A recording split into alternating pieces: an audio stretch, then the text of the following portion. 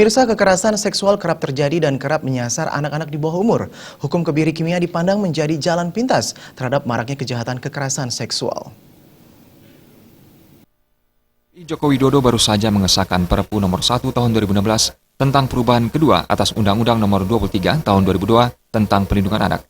Pengesahan Perpu menjadi jawaban terhadap maraknya kasus-kasus kekerasan seksual terhadap anak-anak di bawah umur akhir-akhir ini. Pakar hukum Inyoman Budiarto mengatakan, Perpu ini menjadi payung hukum penerapan hukuman kebiri kimia sebagai pemberatan atau penambahan hukuman terhadap pelaku kekerasan atau ancaman kekerasan saat memaksa anak di bawah umur melakukan persetubuhan dengan orang lain yang menimbulkan korban lebih dari satu orang, mengakibatkan luka berat, gangguan jiwa, penyakit menular, terganggu atau hilangnya fungsi reproduksi, dan atau korban meninggal dunia.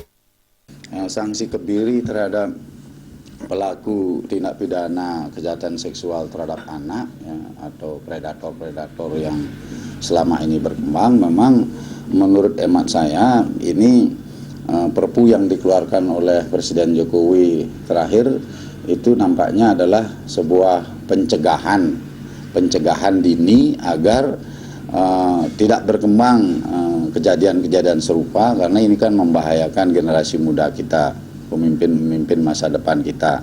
Karena itulah dicegah dengan Perpu ini. Hukuman ini akan dijatuhkan terhadap pelaku setelah terpidana menjalani hukuman pidana pokok paling lama 2 tahun. Para pelaku di bawah umur yang berusia di bawah 18 tahun dikecualikan dari hukuman kebiri kimia.